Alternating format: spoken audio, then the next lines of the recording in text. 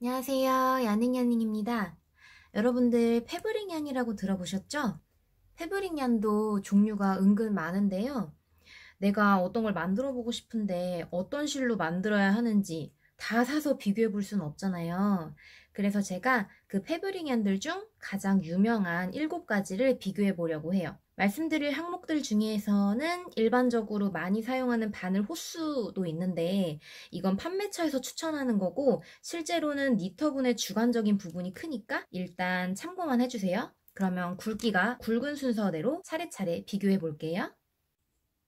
짜잔! 이건 히말라야 자이언트 빅얀이라는 실이에요. 정말 크죠? 이렇게 두 손에도 못 들어와요. 너무 커서 화면에 다 안 들어와가지고 카메라 앵글을 조절했는데도 다 안 들어오네요. 보시다시피 두께가 어마어마합니다.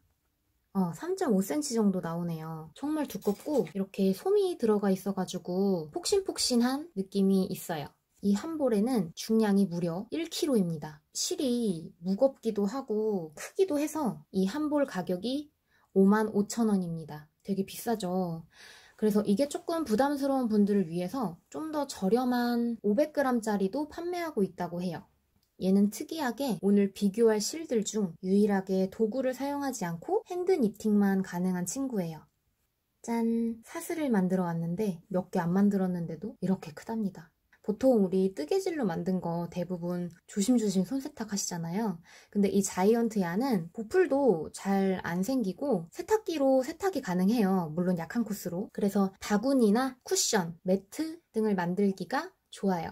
제가 예전에 요 1kg짜리의 절반 정도 사용해서 토트백을 한번 만들어 봤었는데 너무너무 귀여워요. 근데 실용성이 좀 떨어져요. 겉에는 이만한데 실제로 사용할 수 있는 건 요만큼밖에 안 되는 거예요. 이게 실이 너무 두껍다 보니까.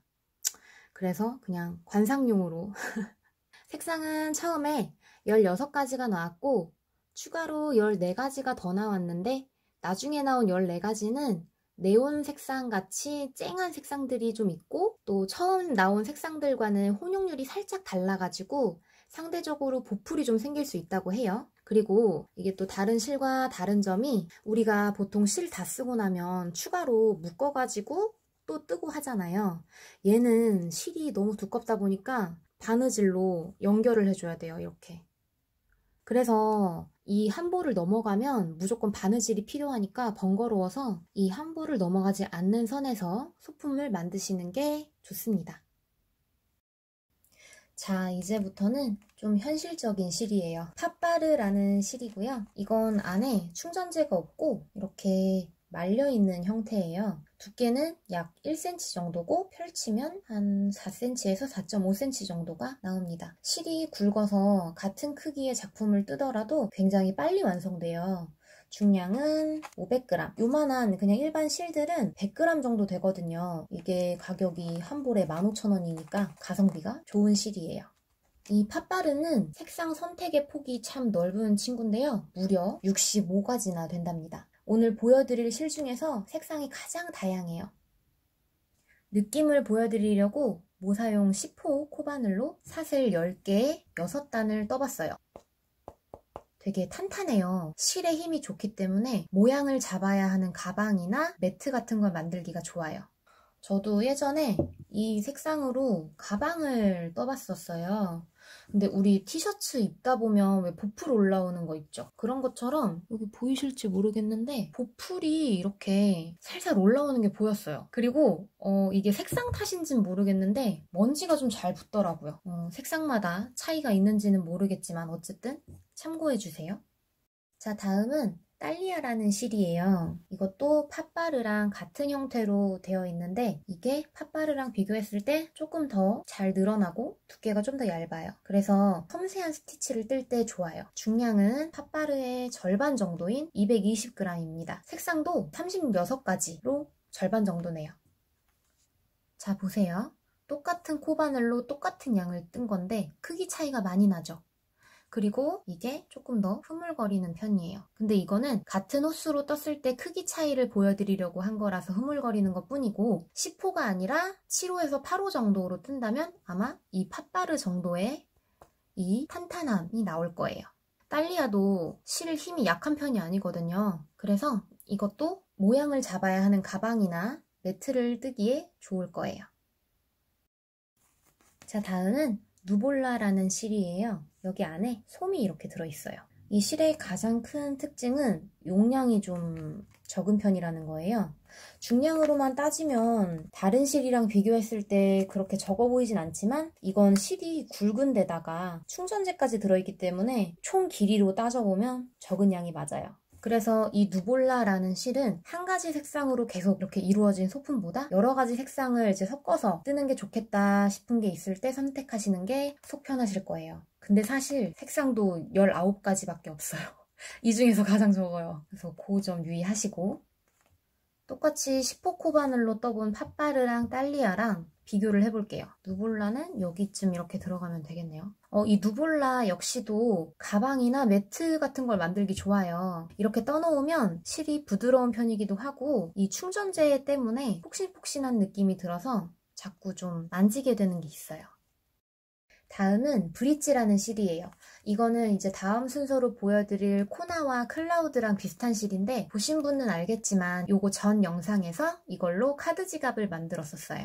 누볼라랑 똑같이 이런 튜브 형태의 원단 안에 충전재가 들어있어요. 색상은 코나랑 클라우드 중에서 가장 많아요. 48가지입니다. 사실 얘도 대부분의 패브릭 양이 그렇듯이 양이 엄청나게 많은 편은 아니에요. 그래서 웬만한 가방 하나 만들려면 최소 4볼 정도는 준비해 주시는 게 좋을 거예요. 이거는 제가 6호 코바늘로 아까 마찬가지로 사슬 10개, 6단을 떠본 건데요. 코바늘 호수마다 약간 다르긴 하겠지만 흐물흐물하지 않고 좀 단단해요. 딱 잡혀있는 느낌이 들어요. 그래서 이 브릿지 실로는 처짐이 좀 덜 해야 예쁜 가방이나 파우치 같은 거를 만드시는 게 좋습니다. 다음은 클라우드라는 실이에요. 브릿지 실이랑 비교했을 때 굵기 차이가 별로 안 나거든요. 5mm로 똑같아요. 근데 촉감이 클라우드가 훨씬 야들야들 부드럽다 그래야 되나? 그래서 같은 호수의 코바늘로 떴는데도 현물 크기가 약간 차이가 나요. 조금 클라우드가 더 작죠.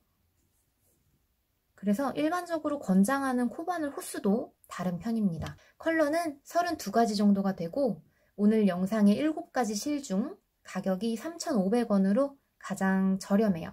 저는 개인적으로 이 클라우드라는 실을 이번 영상을 준비하면서 알게 됐는데 패브릭 연인데도 불구하고 떴을 때 편물이 진짜 보들보들하고 먼지가 잘 안 붙어서 신기했어요. 다만 이런 특징 때문에 탄탄하게 모양을 잡아야 되는 소품에는 비추입니다. 그래서 이건 조금 처져도 되는 가방, 목도리, 블랭킷, 러그 같은 거에 사용하시면 좋을 것 같아요. 실제로 이 클라우드를 7mm 정도 되는 대바늘을 사용해서 목도리를 뜨시더라고요. 마지막으로 이 7가지 중 가장 얇은 코나라는 실이에요. 저는 개인적으로 이 코나가 이 브릿지랑 양대산맥을 이루는 실이라고 생각을 하는데 브릿지 굵기가 5mm였다면 코나는 4mm 정도, 약간 더 얇아요. 차이가 느껴지실지 모르겠어요. 1mm 정도라서. 근데 딱 보시면 코나가 훨씬 좀 얇거든요. 그래서 같은 코바늘로 같은 단을 떴을 때 크기 차이가 이렇게 납니다. 근데 떴을 때 탄탄함 정도는 비슷해요. 그게 아무래도 제 생각에는 여기 이 충전지를 감싸고 있는 겉에 원단 있잖아요. 혼용률이 똑같더라고요. 그래서 그렇지 않나 싶어요. 다만 색상은 이 48가지였던 브릿지에 비해서 조금 더 적어요. 이게 클라우드처럼 32가지입니다. 실이 얄쌍하고 촉감이 부드러워서 가방이나 파우치 같은 소품을 만들 때 이런 식의 모칠라백처럼 배색을 넣기가 참 좋은 편이에요. 자, 이렇게 정말 짧은 시간 안에 총 7가지를 알아봤는데요. 갈라짐도 없고 먼지 날림도 적어서 초보자들에게도 사랑받는 이 패브릭 양들. 앞으로 이 영상 참고하셔서 용도에 맞는 예쁜 실로 예쁜 작품 떠보시길 바랄게요. 그럼 다음 영상에서 뵐게요. 안녕.